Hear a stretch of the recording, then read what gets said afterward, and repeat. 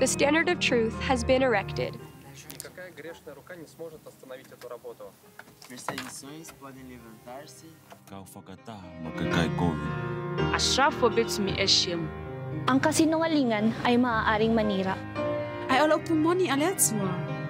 Ole hanga ipeiluma. Hardiment, noblement et indépendante. しせエベウラアサセタンビアレム あらゆる地方にいたり abarcado todo o país e sido proclamada em cada ouvido. Bis die Pläne Gottes verwirklicht sind. Der uYehova unamandla athi umsebenzi uqhutyiwe.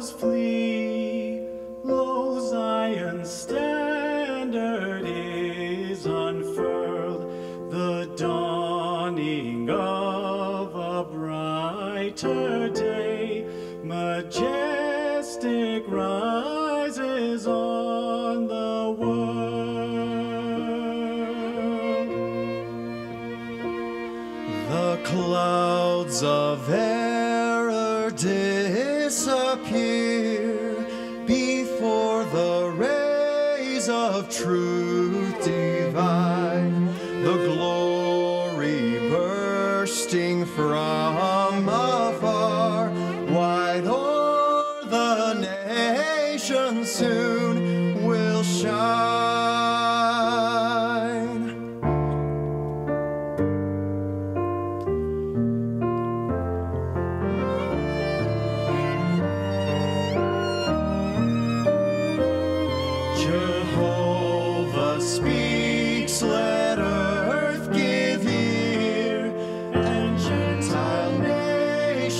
Turn and live. His mighty arm is making bare. His mighty arm is making bare His covenant people to receive.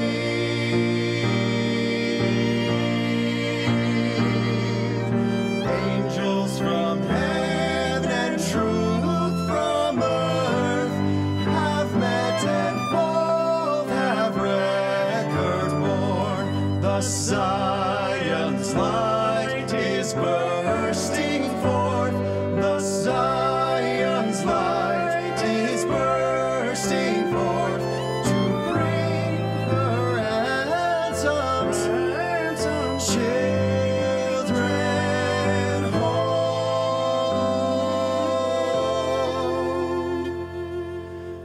To bring her ransomed children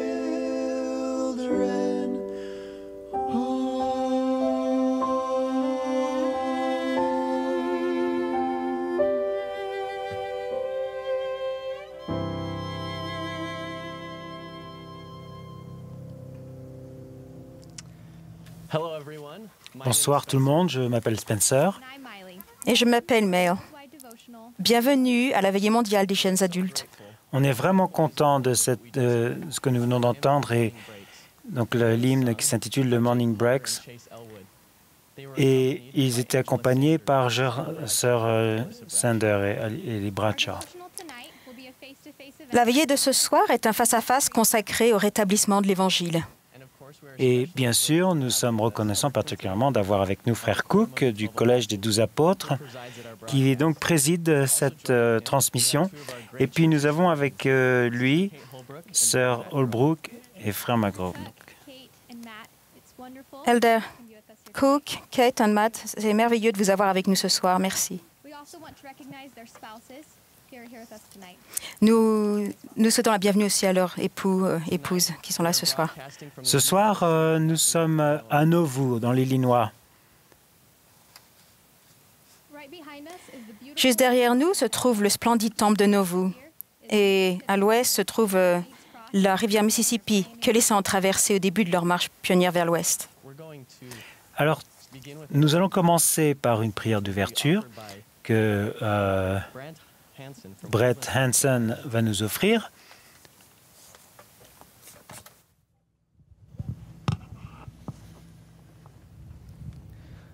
Our dear Heavenly Father, Notre cher Père céleste, nous sommes très reconnaissants de cette occasion que nous avons de venir pour être édifiés et instruits. Nous te demandons de nous bénir avec ton esprit, où que nous soyons dans le monde, afin que nous ressentions ton esprit, témoigner de ces vérités. Nous te demandons de nous permettre d'être inspirés et que chacun de nous soit touché. Et c'est là notre prière au nom de Jésus-Christ. Amen. Nous avons deux groupes de personnes avec nous ce soir en Harmonie, en Pennsylvanie. Et ils auront l'occasion de prendre la parole. La veillée ce soir va répondre à beaucoup de questions. Et ça va couvrir la période de Joseph Smith de la première vision en 1820 jusqu'en 1846. On a reçu des milliers de questions et donc on va en répondre plus de questions possibles ce soir. Nous espérons aussi répondre à vos questions. Donc envoyez-les à ysa-face2face.lds.org. Alors pour commencer, frère Cook, si vous voulez bien, est-ce que vous pouvez nous adresser la parole? Merci, Merle Spencer. J'aime la vidéo et surtout le chant de Morning Breaks. Quel privilège d'être ici à nouveau, à côté du temple magnifique à côté de nous. Je vous apporte le bonjour de la première présidence, le Collège des 12 apôtres et tous les dirigeants de l'Église. Aujourd'hui, c'est l'anniversaire du président Nelson, qui a 94 ans. Et donc, en votre nom à tous, je lui souhaite un joyeux anniversaire. J'apprécie l'occasion de souhaiter la bienvenue à cet événement, donc face à face avec les jeunes adultes de l'Église à travers l'Église. Les jeunes adultes, vous avez entre 18 ans et 30 ans et je suis vraiment impressionné par votre génération. Il y a un fait important qui montre que vous êtes exceptionnel. Plus de 600 000 d'entre vous ont servi des missions, des gens de votre génération. C'est donc plus de 40% de tous les missionnaires qui ont jamais servi dans cette dispensation. C'est vraiment remarquable. Quand les premiers saints se sont installés ici à Nauvoo, ils avaient été chassés par la populace dans l'État du Missouri. Ils ont traversé un marais infesté de moustiques. Mais grâce à l'industrie, au travail des saints, ils ont transformé cet endroit en une belle ville qui s'appelle Nauvoo, c'est-à-dire la belle. Nous sommes ici ce soir réunis dans des circonstances favorables au pied du temple de Nauvoo. Le temple original de Nauvoo a été construit au milieu de grandes tribulations et de la pauvreté des saints. Ils ont fait beaucoup de sacrifices et ils se sont battus. Au-dessus de cette île, de cette colline, se trouve l'endroit où Joseph Smith et sa femme Emma, ainsi que son frère Erum reposent. Je suis touché par le fait que les premiers membres de l'Église fidèle ont abandonné cette belle ville et leur temple. Nous avons choisi cet endroit parce que c'est bien sûr le temple Nauvoo et c'est un endroit important dans l'histoire de l'Église. Les premiers saints ont reçu leurs ordonnances ici et ça leur a permis de faire de grandes choses dans le royaume de Dieu. Plus tôt cette semaine, l'Église a sorti un livre en 14 langues un livre d'histoire qui s'appelle « Les Saints, l'histoire de l'Église des Jésus-Christ des Saints des derniers jours ». Cette histoire raconte justement l'histoire des saints qui ont reçu donc l'expiation du Christ. C'est une histoire qui n'est pas une fiction, c'est une histoire vraie, basée sur la réalité et ce que nous ont laissé les premiers saints. Le premier volume nous parle de Joseph Smith dans sa jeunesse et de sa famille à Palmyra, à New York, jusqu'à la consécration du temple de Nauvoo, où des milliers de saints ont reçu leurs ordonnances. Les 3 livres de cette série, sortiront au cours des prochaines années. Et ils racontent l'histoire de l'Église jusqu'à l'époque actuelle. L'histoire de l'Église a parfois été mal interprétée et beaucoup de gens ont mal représenté cette histoire. Donc, nous allons, grâce à ce livre, nous lier aux saints d'hier et d'aujourd'hui. Il y a des exemples de gens imparfaits, mais qui sont allés de l'avant grâce à leur foi et leur confiance en Dieu. En faisant cela, nous verrons comment Dieu fonctionne et inspire des gens imparfaits comme vous et moi. Je vous promets que l'étude de l'histoire de l'Église vous permettra d'accroître votre foi et votre désir de vivre l'Évangile. Cette émission est là pour répondre à vos questions sur l'histoire de l'Église. Nous remercions des questions que nous avons reçues de milliers d'entre vous au cours des mois précédents et nous espérons pouvoir y répondre. Nous n'aurons pas le temps de répondre à toutes les questions, mais nous vous invitons à trouver des réponses à beaucoup de questions dans ce livre qui s'appelle « Les Saints ». Vous pourrez également trouver des réponses à l'Institut où vous aurez des instructeurs dédiés qui s'occupent de vous et qui seront capables, grâce à leur foi en Christ, de vous inspirer. Mais, mes chers amis, l'histoire du rétablissement est une histoire de sacrifice, de détermination et de foi. Nous faisons tous partie de ce rétablissement qui fait partie de l'histoire de l'Église. Chacun d'entre nous a une mission à accomplir dans cette vie qui permettra à l'Évangile de remplir la terre.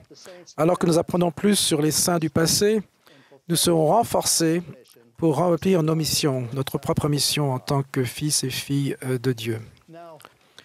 Avant de commencer avec les questions, laissez-moi vous présenter mes collègues qui sont ici, qui sont des historiens distingués, Sir Kate O'Brook et frère Matt Grow. Nous allons les appeler donc Kate et Matt. Je leur ai suggéré qu'ils m'appellent Quentin ou Q, comme mes petits-enfants, mais ils m'ont dit qu'ils m'appelleraient frère Cook. Donc, je pourrais les appeler docteurs, car Kate a une maîtrise d'Harvard et un doctorat de Boston University. Matt a également une maîtrise et un doctorat de l'Université Notre-Dame. Ce sont de grands historiens et de fidèles saints des derniers jours et des gens merveilleux. Merci d'être ici. Donc, nous allons commencer avec les questions. Très bien, merci. Alors, pour commencer, est-ce qu'on peut commencer avec une question difficile, frère Cook? OK. Alors, des jeunes adultes pensent que l'Église a gardé des renseignements sur l'histoire de l'Église. Donc, voici une question qui vient de l'Idaho. Pourquoi est-ce que l'Église n'est pas plus ouverte sur les choses difficiles qui s'est passées dans l'Église? J'ai appris beaucoup de choses que je ne savais pas auparavant et j'ai été membre de l'Église toute ma vie. Et certaines des choses que j'ai apprises m'ont fait douter et je ne sais pas vraiment où trouver des réponses. Merci pour cette question. Et Kate et Matthew ont beaucoup réfléchi à cela en tant qu'historien. Est-ce que vous voulez répondre à cette question, Kate?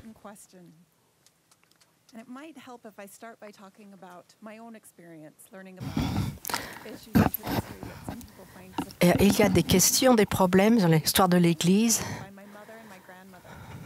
que les gens ne comprennent pas. Quand j'avais 4 ans, ma mère et ma grand-mère travaillé à la Beehive House. Ils m'ont parlé de Brigham Young. Et 10 ans plus tard, ma grand-mère s'est mise à parler d'Emma Smith et de Joseph Smith.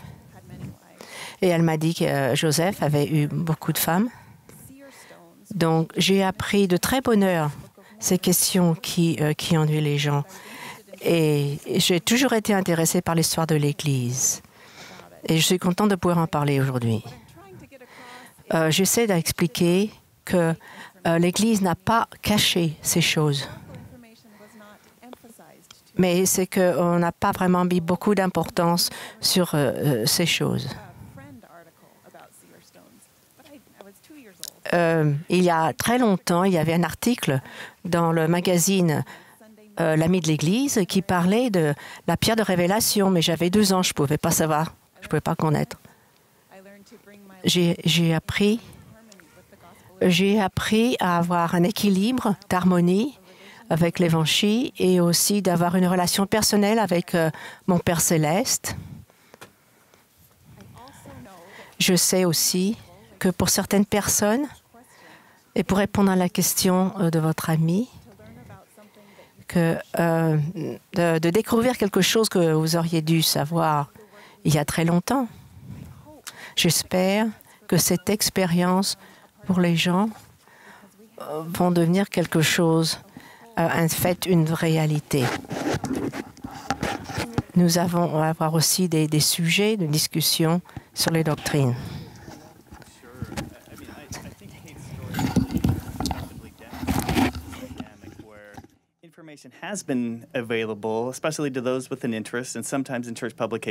Oui, en fait, il y a eu des publications à l'avenir, mais parfois les renseignements difficiles n'ont pas été soulignés ou on n'en a pas parlé parce que parfois on n'est pas à l'aise pour en parler ou pas. En fait, c'est pas vraiment l'objectif des réunions de l'Église, c'est plutôt de prêcher l'Évangile. Et donc, aussi, on a appris beaucoup de choses maintenant qu'on ne savait pas il y a 40 ou 50 ans. Donc, ce n'est pas que l'Église cachait des renseignements, mais simplement qu'on en sait plus maintenant qu'avant. Mais nous vivons maintenant dans une nouvelle réalité où des renseignements apparaissent dans les médias sociaux à travers le monde. Et donc, nous avons vraiment une responsabilité d'aider nos membres à trouver de bonnes réponses aux questions. Et ça veut dire que ça se passe dans le séminaire, l'institut, aux familles ou à l'Église. Et Kate a dit que l'Église essaye de faire tout ça avec ce livre donc, qui s'appelle Saint, et aussi avec les Joseph Smith Papers qui publient tous les documents de l'époque de Joseph Smith, ses journaux, etc. Il y a 17 volumes énormes déjà publiés. Et en plus, il y a aussi les sujets que l'Église a publiés sur son site, sur les points doctrinaux, et qui répond à beaucoup de questions de doctrine et d'histoire. Et ce qui est important pour moi, c'est que il faut savoir que l'histoire de l'Église peut être décortiquée. Et il y a toujours de bonnes réponses. Et j'ai passé beaucoup d'années à écrire l'histoire et étudier l'histoire de l'Église. Et j'ai vu l'attitude des autorités générales quand il s'agit de l'histoire. Les conversations ne portent pas sur comment censurer l'histoire ou cacher les choses, mais plutôt comment la rendre accessible et compréhensible pour tous. Si, Matt, c'est une bonne réponse. Quand on considère le passé, on réalise qu'il est difficile d'avoir l'équilibre entre enseigner les choses essentielles, comme la doctrine de l'Évangile, les choses qui pourront amener les fidèles à l'exaltation. Donc, nous devons avoir un équilibre et des réponses aux questions qu'on peut se poser. On a mentionné ici que nous avons des ressources qui sont à la disposition de tout le monde. Au cours des 22 ans en tant qu'apôtre, le désir des frères, des dirigeants, a été d'être aussi transparent que possible en ce qui concerne l'histoire de l'Église et la doctrine. Et les efforts qui ont été faits pour mettre ces ressources, en particulier les papiers de Joseph Smith, les essais de l'Évangile et maintenant saints sont des moyens efficaces de permettre à tout le monde de découvrir les choses qui sont vraies dans leur contexte pour comprendre l'Évangile de Jésus-Christ d'une manière beaucoup plus ouverte. Merci, ça répond à notre question. La prochaine question, en tant que jeunes adultes, nous sommes enthousiastes au sujet du nouveau volume de l'histoire de l'Église. Anthony, en Californie, demande « Le rétablissement est un aspect fondamental de notre histoire. Comment est-ce qu'on va inclure l'histoire actuelle de l'Église et où trouver des réponses ?» C'est une très bonne question également. Vous allez trouver dans l'histoire de l'Église et dans l'Église des débuts toutes sortes d'histoires. Et pensez Joseph Smith en 1834 à Cortland, dans une école qui était toute petite et tous les représentants de la prêtrise étaient là. Et il leur a dit qu'ils n'avaient pas, qu'ils ne comprenaient pas le sens ou la destinée de l'Église. Et il leur a dit la destinée de cette Église est de remplir l'Amérique du Nord, l'Amérique du Sud et le monde entier. Et on le voit. Et quand on pense aux 600 000 d'entre vous qui vont en mission à travers le monde, c'est vraiment une évidence, une preuve de cela. Les missionnaires sont partis. Ils sont allés à l'époque au Canada, ils sont allés en Allemagne, ils sont allés même dans l'Empire ottoman, dans le Pacifique. Une des histoires les plus intéressantes à propos de frère Pratt qui est allé dans le Pacifique Sud. Et à l'époque, on appelait cela la Polynésie. Et il avait baptisé 60 personnes. Et alors que tout le monde quittait Nauvoo, il a fallu que sa femme vienne le rejoindre en Polynésie. Quand j'étais président de la mission de cette région, j'ai eu l'occasion de visiter ces îles. Et une des expériences que j'ai eues, c'était de faire un discours. Et quelqu'un avait dit à l'époque « Je suis la 7e génération de l'Église ». Car frère Pratt avait baptisé un de ses ancêtres avant même que le temple de Nauvoo soit terminé. Donc, où que vous soyez dans ce monde, quelle que soit votre lignée, vous êtes important, vous appartenez à l'histoire de l'Église et nous avons besoin de vous. Et nous voulons que vous puissiez bénir tout le monde. Merci beaucoup.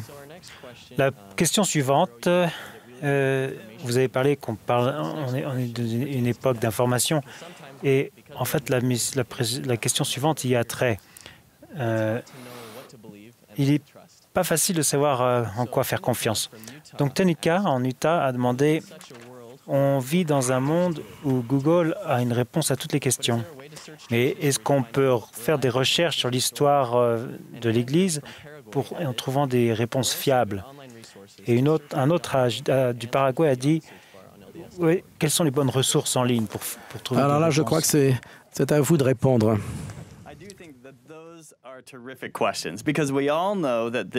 Oui, ce sont de très bonnes questions parce qu'on sait que le défi, ce n'est pas forcément de trouver des réponses, parce qu'il y en a partout, mais c'est de discerner les bonnes réponses des mauvaises, les bons renseignements des mauvais. Et c'est là vraiment ce que fait, c'est le travail même de l'historien. Alors laissez-moi vous dire ce que je fais au travail. Il y a tellement de discussions historiques en ligne sur notre Église et la plupart de ces discussions sont plutôt enflammées que illuminées. Et donc, il est bon parfois de discerner et d'aller voir ailleurs, parce que faites attention aux sources d'informations qui cherchent à détruire les gens. Recherchez plutôt les sources qui sont basés sur les documents d'origine et qui sont dignes de confiance. Parce que vous savez, il est facile de prendre une citation hors contexte et de lui donner un sens alarmant.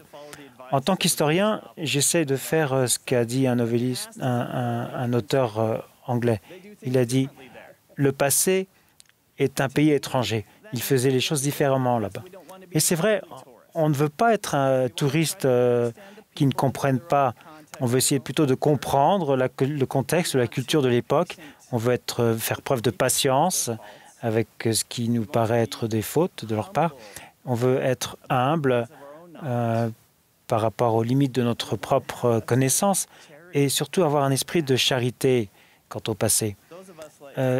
Ceux d'entre nous, comme Kate et moi, qui écrivons de l'Église, donc de l'histoire de l'Église, on sent qu'on a vraiment la responsabilité d'écrire une histoire honnête, précise et qui nous aide à comprendre vraiment le passé. Et donc, beaucoup de renseignements sur l'histoire de l'Église sont disponibles, mais recherchez plutôt les sources crédibles et cherchez aussi à savoir ce que l'Église a fait. Vous y trouverez peut-être des choses intéressantes. Par exemple, il y a ce volume qui vient d'être publié cette semaine et puis les articles que l'Église a imprimés aussi au cours des années. Et puis, vous pouvez rechercher aussi des documents que l'Église n'a pas publiés elle-même, mais qui peuvent vous éclairer sur certains points. Et puis, il y a aussi beaucoup de documents sur l'histoire des femmes dans l'Église. Par exemple, il y a un livre qui s'appelle « Au pupitre », qui sont en fait les sermons des sœurs à travers l'histoire de l'Église. Et vous savez, ce n'est pas seulement pour les femmes, mais pour tous les membres de l'Église.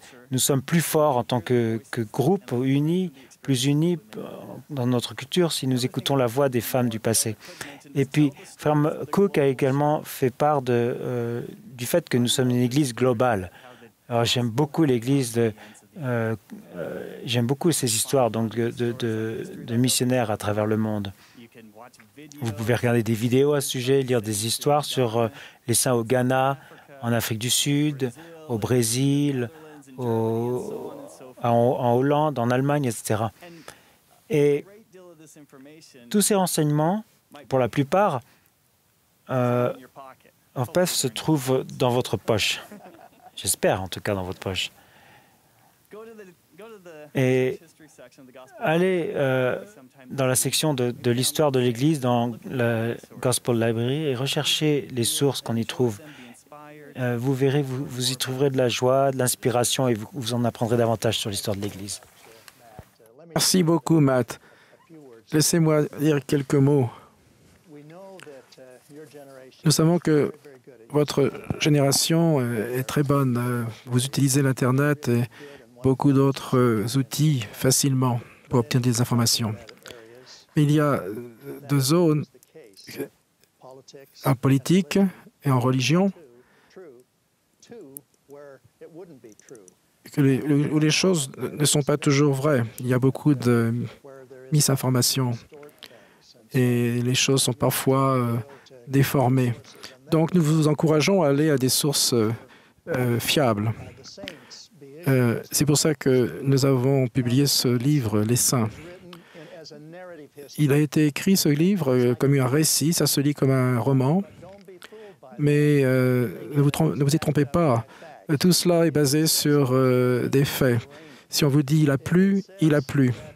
Si on vous dit « Parley Pratt était fâché avec le prophète Joseph », c'est vrai. Et si on vous dit que Parley Pratt a demandé à être pardonné et est devenu un dirigeant, un grand dirigeant, c'est vrai. Donc, il y a 71 pages de notes de bas de page qui vous permettent d'aller dans d'autres ressources, les papiers de Joseph Smith, par exemple, et certains de ces sources qui sont dans les archives de l'Église. Donc, ce livre est là pour répondre à vos questions. Au cours de votre lecture, vous allez voir qu'il va édifier votre foi et va permettre de mieux comprendre vos ancêtres et ce qu'ils ont accompli. Merci pour toutes ces explications. Ouais, comme vous pouvez imaginer, nous avons reçu beaucoup de questions concernant la polygamie. Par exemple, un jeune adulte de l'Utah a demandé « Ça fait des années que j'essaie de trouver des réponses par rapport à la polygamie des débuts de l'Église. Pourquoi était-ce nécessaire pour Joseph Smith et beaucoup d'autres dirigeants de la pratiquer ?»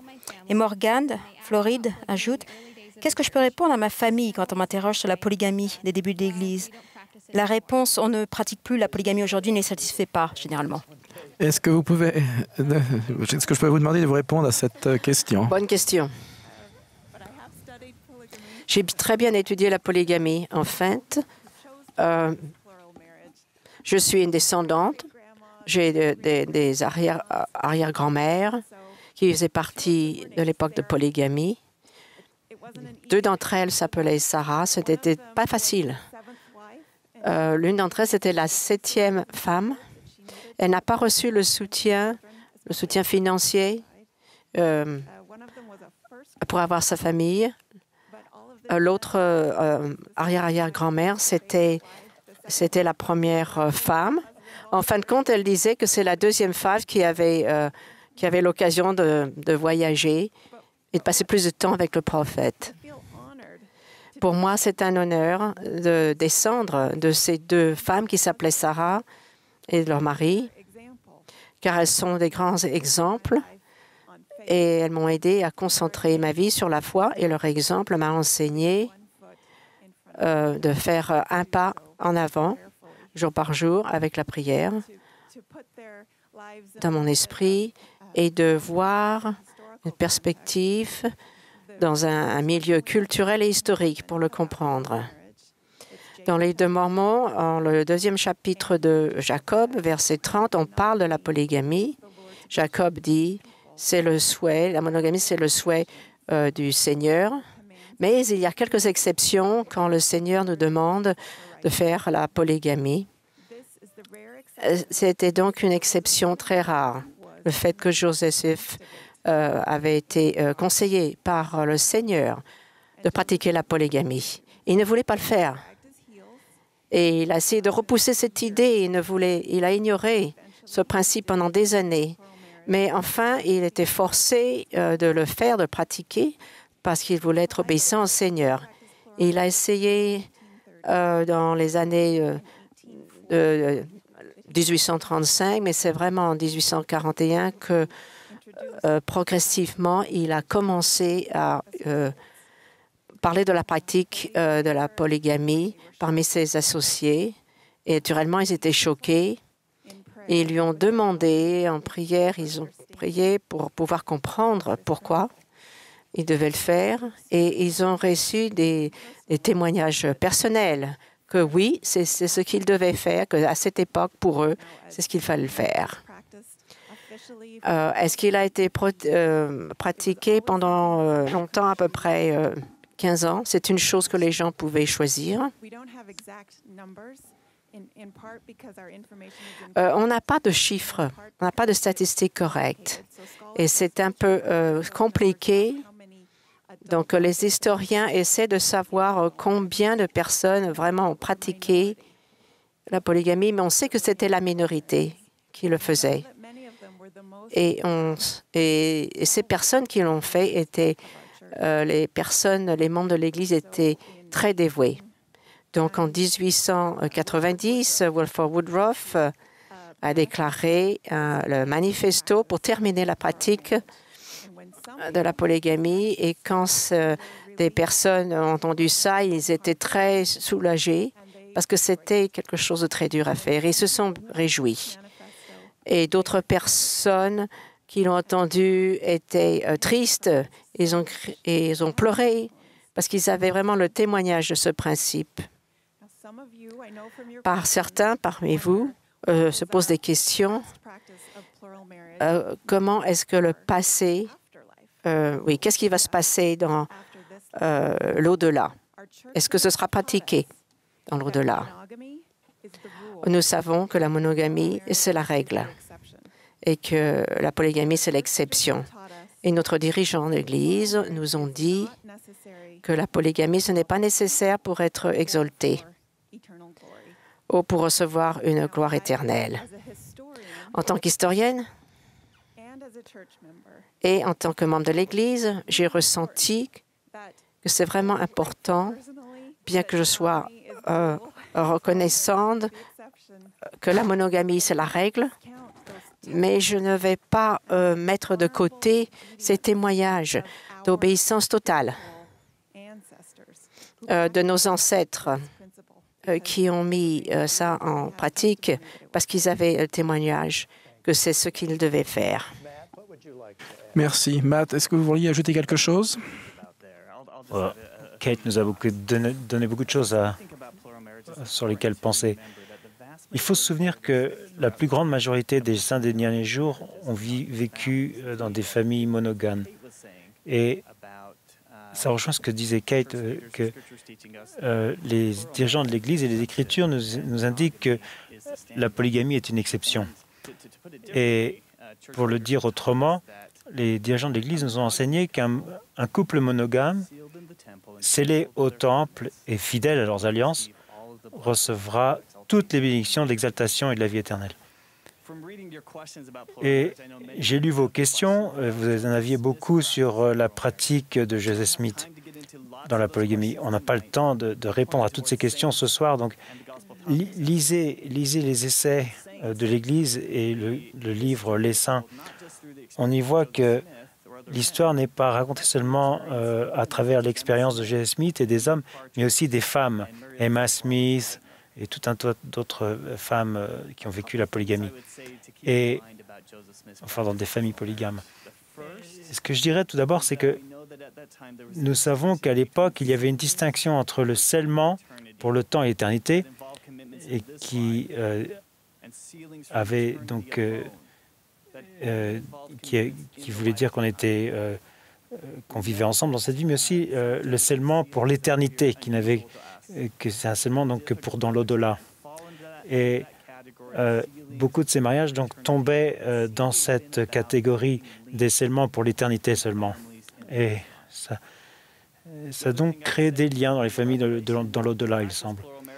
Et puis la deuxième chose, c'est que la pratique du mariage plural n'est pas venue avec un manuel d'instruction. Et tout changement de doctrine est difficile et pose des problèmes, des questions auxquelles on n'a pas de réponse. Mais certains documents nous disent ce qui s'est passé vraiment pour les saints des derniers jours. On voit que ça les a unis, ça unit les membres de l'époque. Et Kate a fait mention aussi du fait que l'un des objectifs était de faire naître une postérité droite et fidèle. En fait, seulement plus de 20% des membres de l'Église descendent de ces mariages pluraux. Ils sont une grande force pour l'Église. Merci beaucoup. J'aimerais parler de trois choses à propos des fruits de cette pratique. Il y a donc eu beaucoup de sacrifices pour ces mariages. Il y avait beaucoup d'amour, mais beaucoup de sacrifices. Et ils ont enseigné leurs enfants à sacrifier aussi. Et ces enfants de ces mariages pluraux, dans les premières années, alors que les missionnaires partaient dans le monde entier, beaucoup d'entre eux ont servi comme missionnaires. Et la deuxième chose que je voulais vous indiquer, je pense à frère Kimball, qui avait reçu leur propre révélation pour comprendre que ceci venait de Dieu.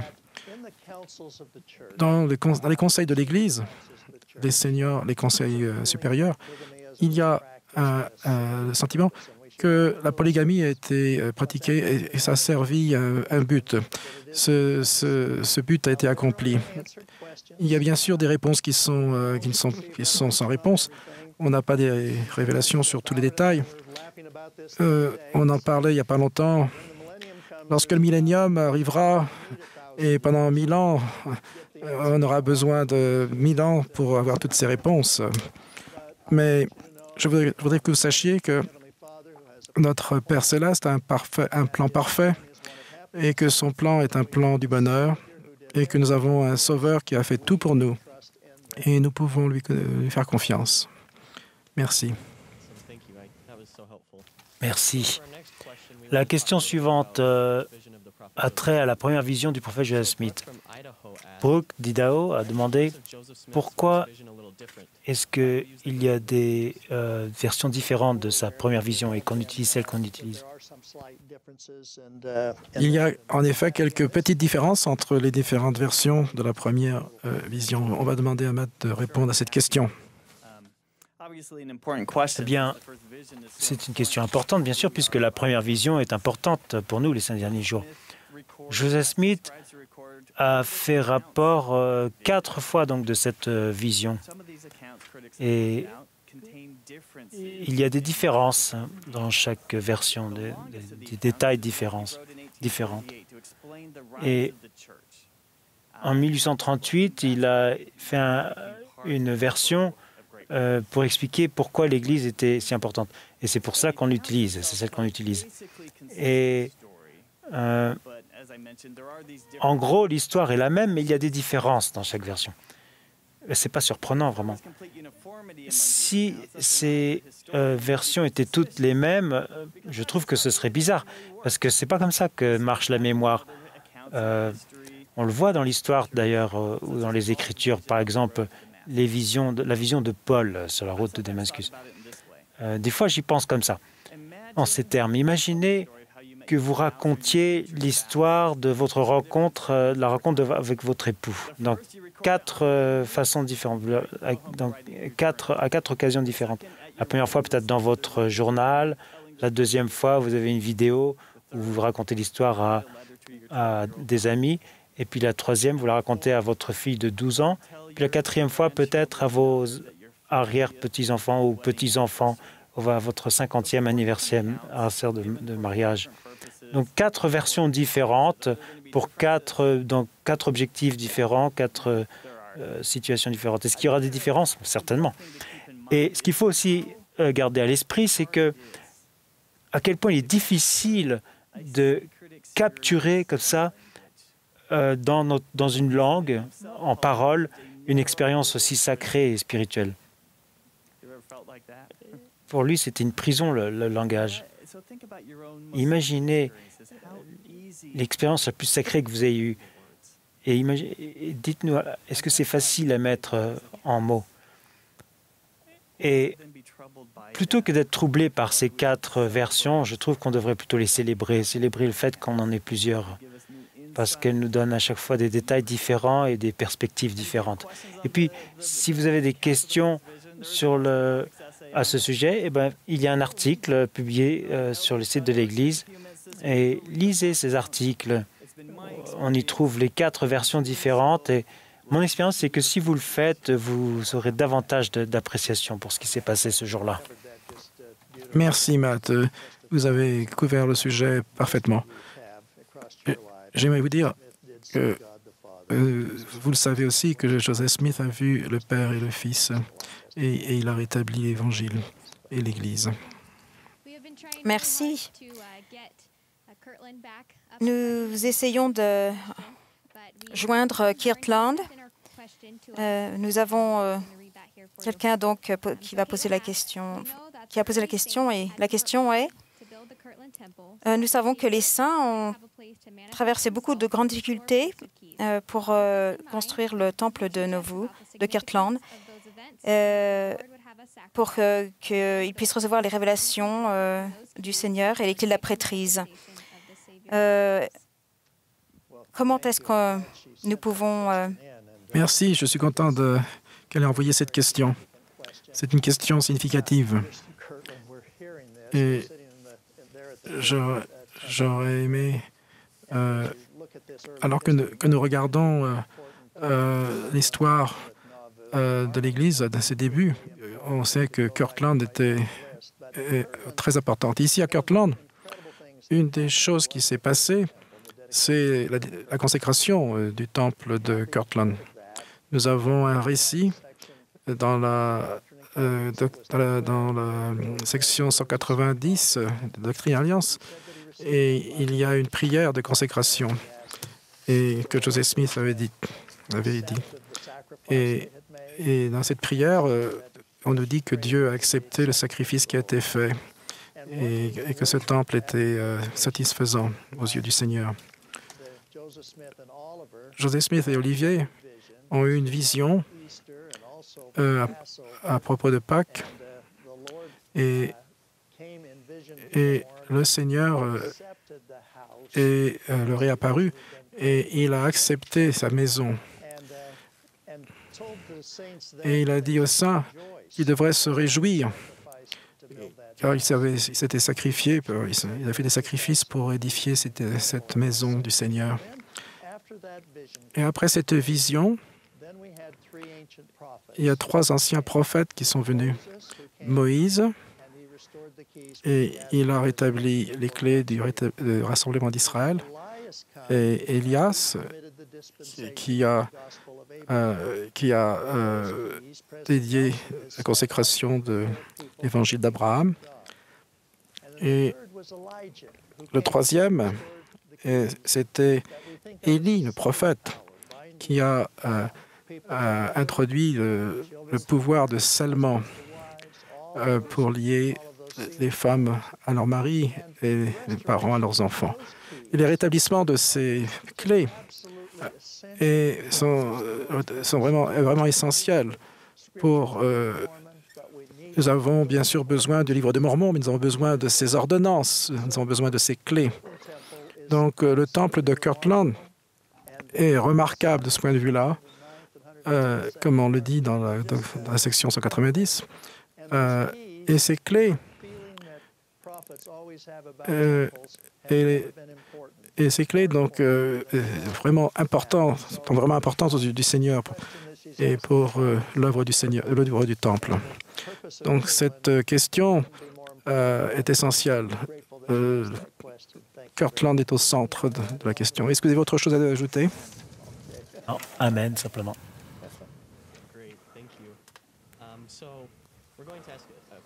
On va maintenant poser des questions sur la traduction du livre de Mormon.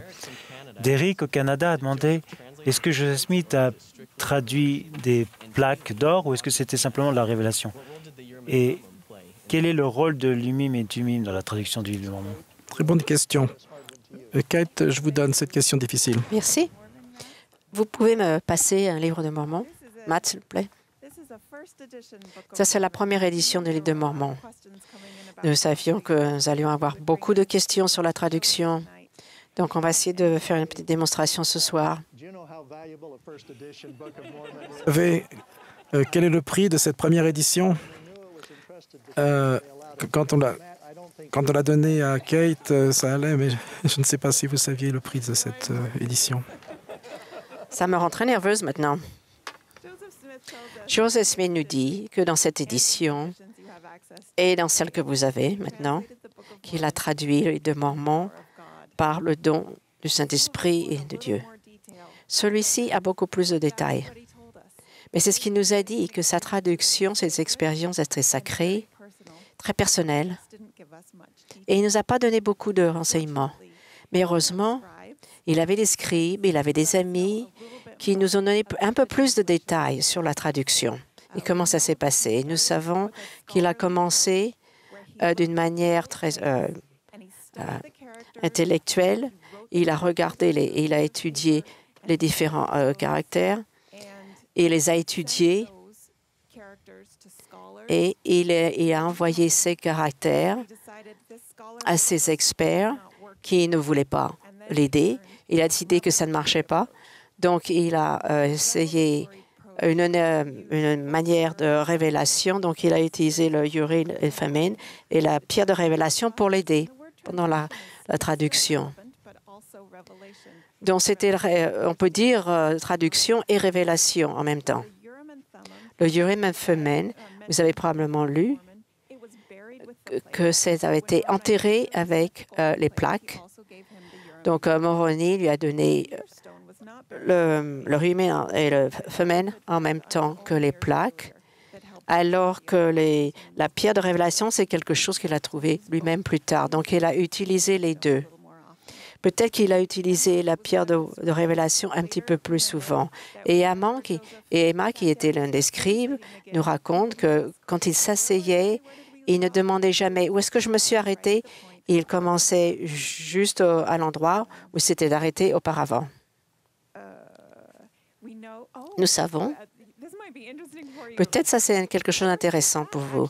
Awesome Pride, un jour, une fois que le livre de Mormon a été publié et que Joseph Smith était en train de travailler sur la traduction de la Bible et qu'il n'utilisait pas la pierre de révélation de Urim et Thummim, et Orson Pratt a dit « Mais pourquoi vous n'utilisez pas ça ?» Et Joseph lui a dit « Quand j'ai commencé ce processus, j'avais besoin de ce, mais maintenant, j'ai suffisamment d'expérience, donc je n'ai pas besoin de ces objets pour faire cette œuvre de traduction. » Deux choses à se rappeler. Premièrement, il a fallu 3 mois pour faire la traduction de Mormon, 8 mois pour le faire publier, 6 ans pour écrire ce nouveau livre, Les Saints.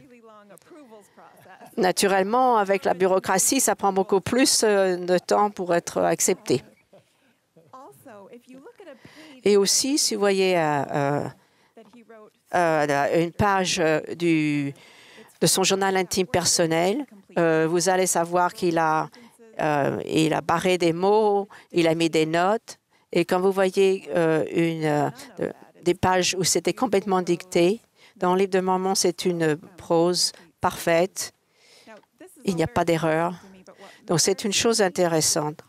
Ce qui est plus intéressant, c'est le contenu du livre de Mormon.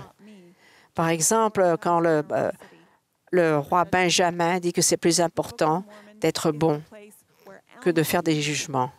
C'est aussi l'endroit où Alma a expliqué au moment de mon baptême la signification du baptême. Et le livre de Mormon, c'est aussi là où le Roman Ronnie m'a enseigné l'importance de la charité et comment l'obtenir. Le livre de Mormon a vraiment formé qui je suis et comment je vois le monde. Et quand je fais quelque chose de bien, je remercie le livre de Mormon.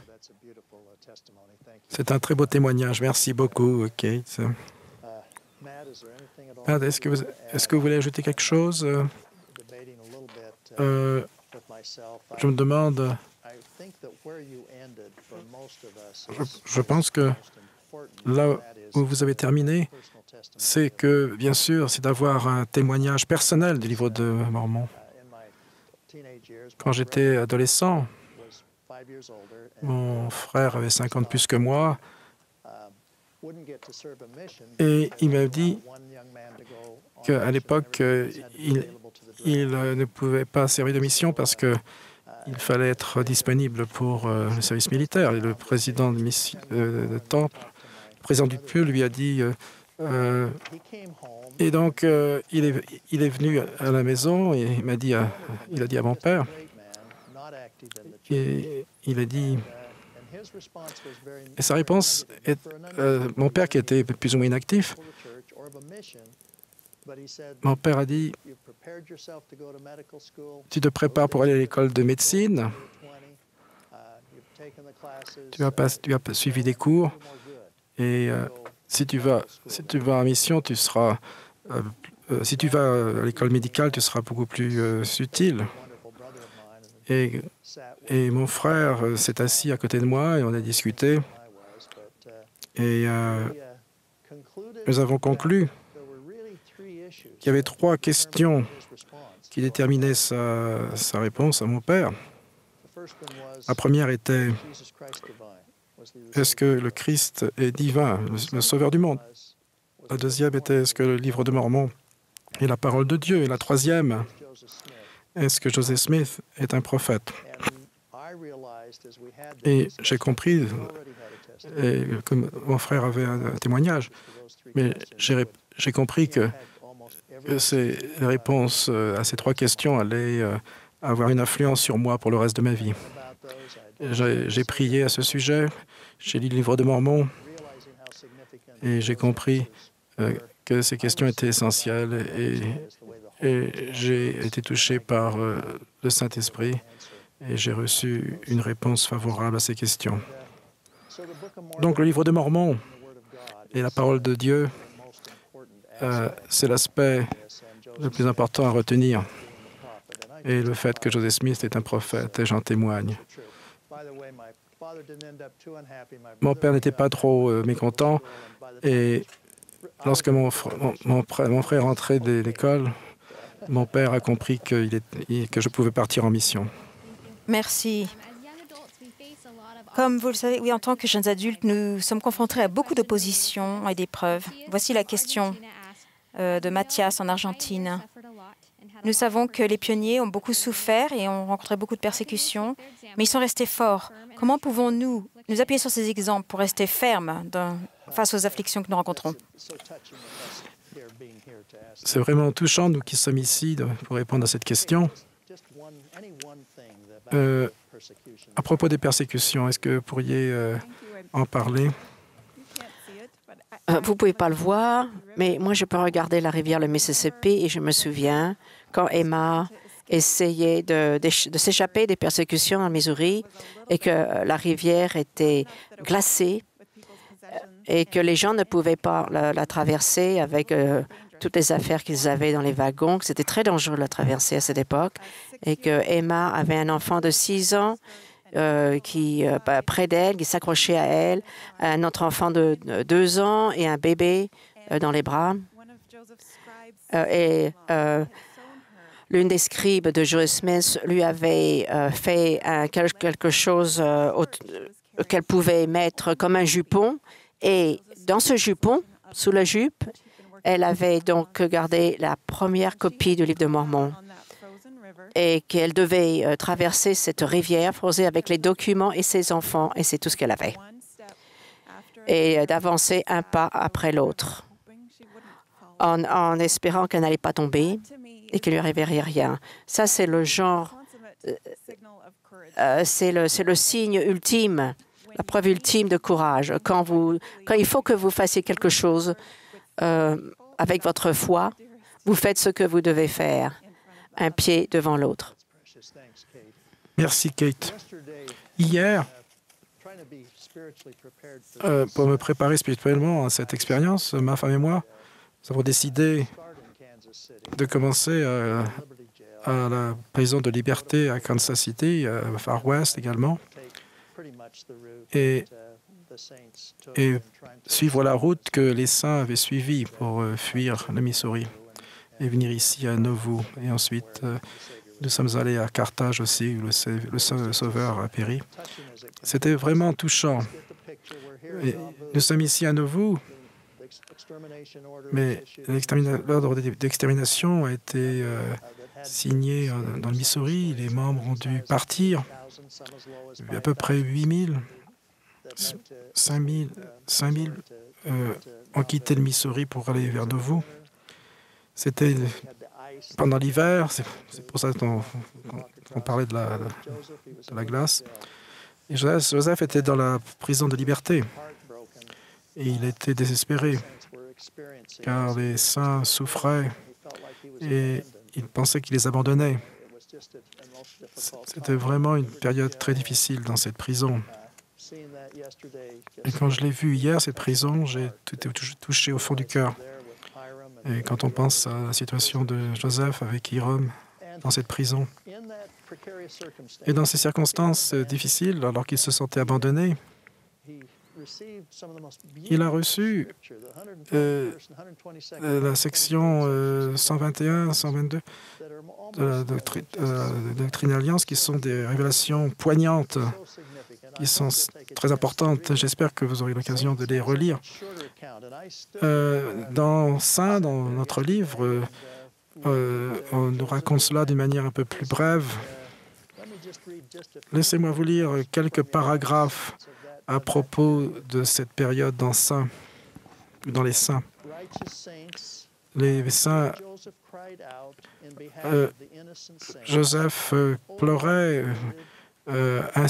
exhortait le Seigneur en disant « Mais combien de temps vont-ils souffrir ? Mon fils, que la paix soit sur toi.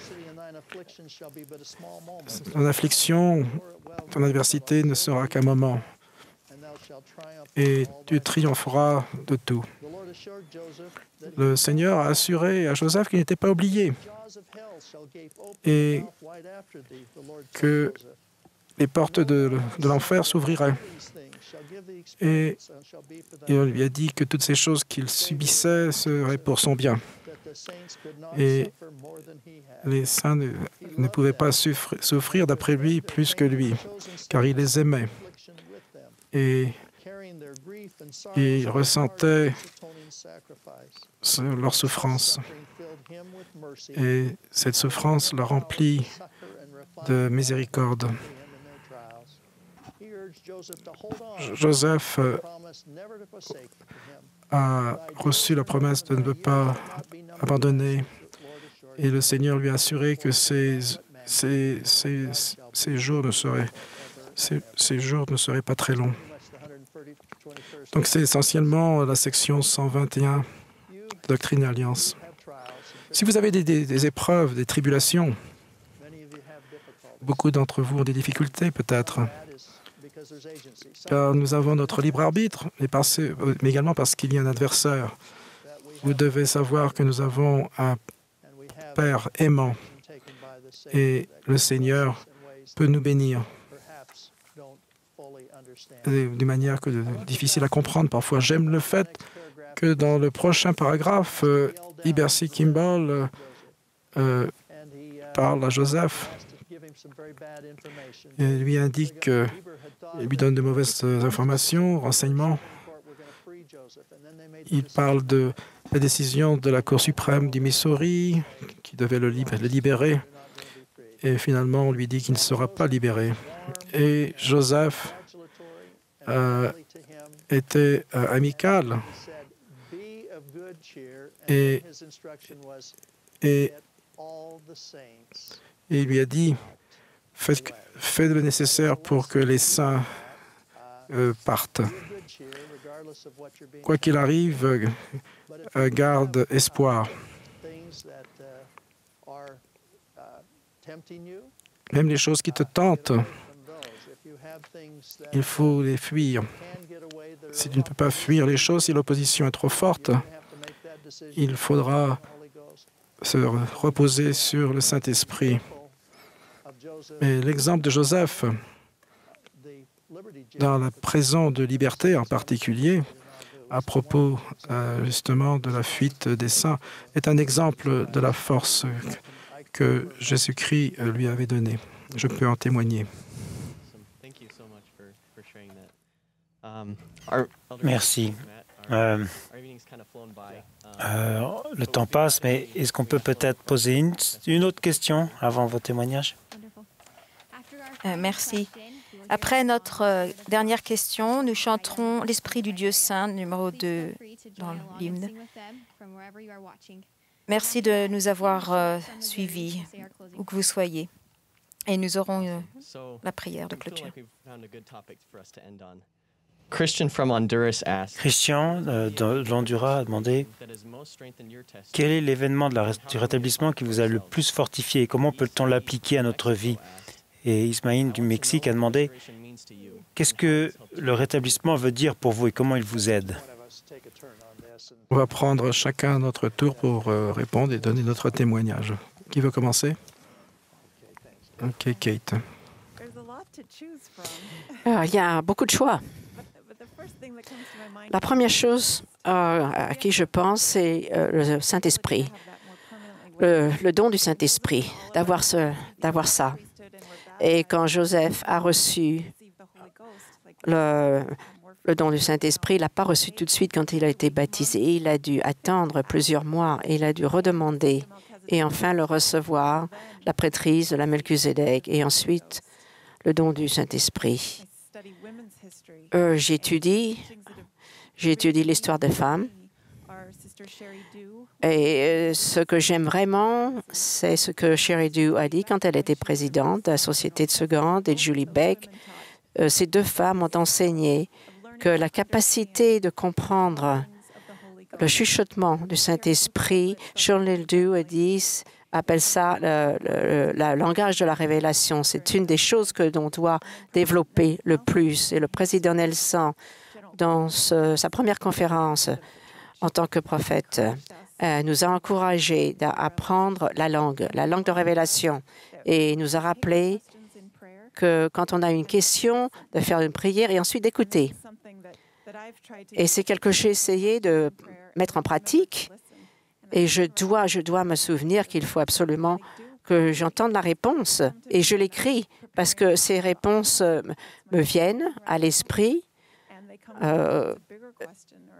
Et je dois l'écrire tout de suite. Et quand j'enseigne l'école du dimanche, je reçois ces réponses aussi. Le Saint-Esprit, c'est quelque chose de très spécial. Il faut rester dans des lieux saints, des lieux sacrés. Il faut donner l'occasion au Saint-Esprit de venir nous toucher. Moi, ça m'est arrivé vendredi alors que j'étais en train de louer une voiture et nous allions à Carthage. Et j'étais en train de lire des chapitres en saint et je parlais sur le martyr de Joseph Smith. J'étais avec ma famille et j'étais en train de réviser ce récit. Et j'ai eu un sentiment de quelque chose de sacré, de sacrifice extrême. Et ça m'est arrivé et ça m'a percé le cœur. Donc, je suis reconnaissante pour le Saint-Esprit. Merci, Kate. Vraiment, on a passé une soirée formidable. Et on pouvait voir, vous, les jeunes, je vous regardais, je vous imagine tous à travers le monde. J'espère que dans l'histoire de l'Église, vous trouverez de l'inspiration, parce que l'Église, les débuts de l'Église étaient vraiment une Église de jeunes adultes, de ceux qui ont construit. C'est comme ça que le royaume de Dieu a été construit, que l'Évangile a été porté à travers la terre. J'espère que ça vous inspirera. La question est donc de savoir qu'est-ce que je trouve de plus inspirant et qui s'applique le plus à moi dans l'histoire du rétablissement. Pour moi, ça a beaucoup à voir avec le temple. Hier, je suis allé faire des baptêmes pour les morts avec mes 3 enfants plus jeunes, donc, au temple de Nauvoo. Alors qu'on le faisait et qu'on aidait donc ses ancêtres à franchir les portes de l'éternité, c'était vraiment un moment spécial. Quand Joseph Smith est mort, les murs du temple étaient un tiers de ce qu'ils devaient être. Et quelques mois plus tard, Brigham Young avait déjà compris que les saints ne pouvaient pas rester à Nauvoo à jamais et qu'ils devraient partir encore. Et donc il s'est tourné vers le Seigneur pour savoir s'il devait rester, terminer le temple, sachant que nous devrions l'abandonner, peut-être même dès qu'il sera fini, ou bien partir tout de suite. Et la réponse était très claire, restez. Les ordonnances de dotation et du scellement étaient tellement importants qu'ils devaient rester. Et donc, ils ont passé l'année suivante à dépenser tout leur temps, leurs ressources pour terminer le temple. Et vers la fin, les membres perdaient leur maison, elles étaient brûlées dans les alentours de Nauvoo, et ils commençaient déjà à partir vers l'ouest alors qu'ils terminaient tout juste le temple. Et Brigham Young a dit, nous terminerons le temple. Si je dois le faire avec un pistolet dans une main pour me protéger et les saints, et avec une truelle dans l'autre main pour finir le travail, je le ferai. Et donc, en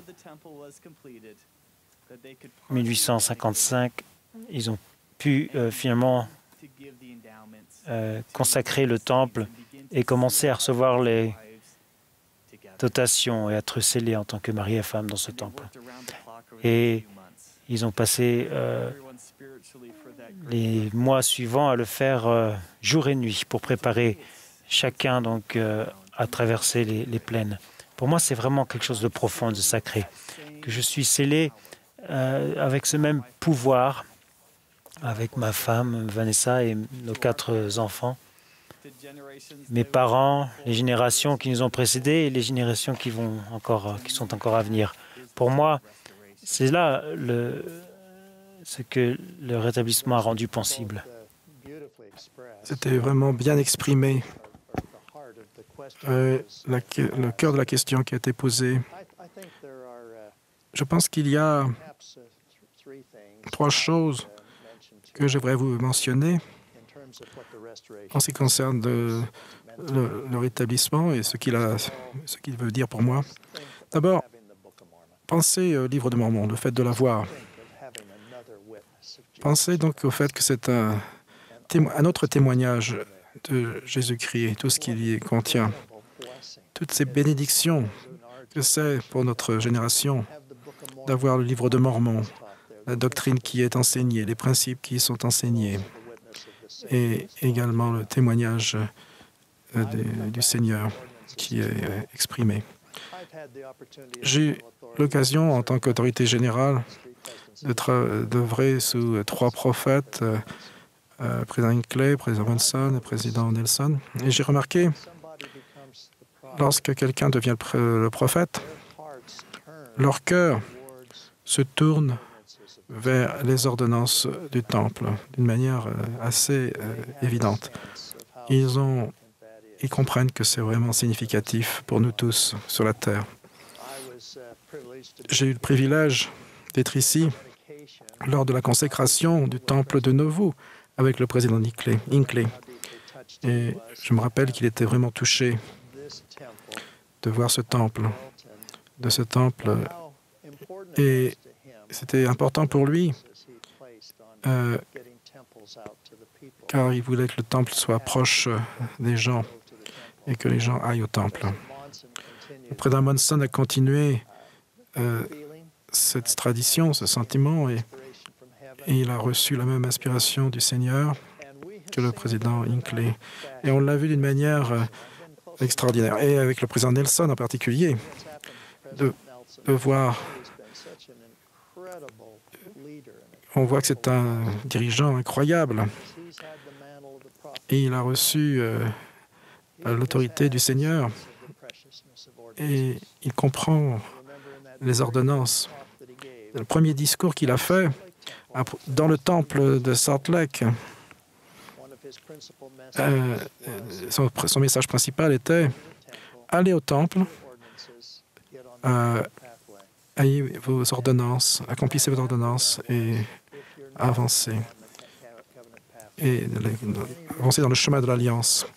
Si vous tombez, revenez sur ce chemin de l'Alliance. » Donc j'aimerais réitérer donc, ce que le président Nelson a dit à cette occasion.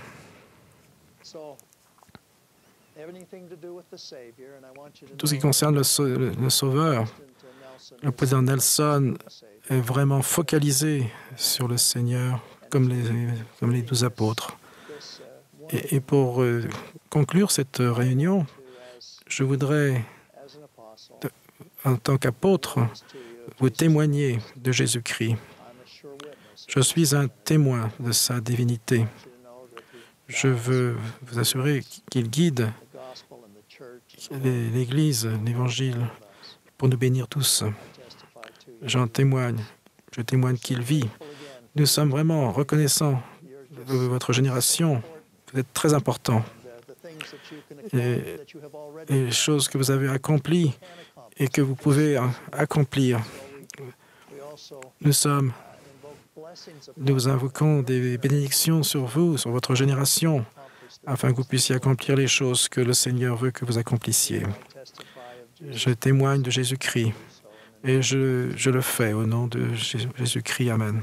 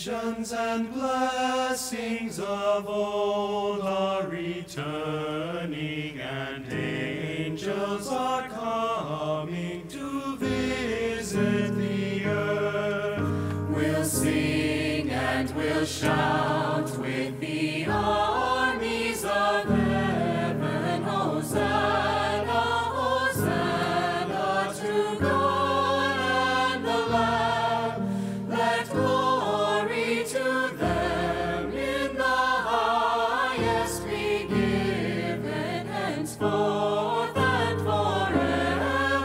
Amen and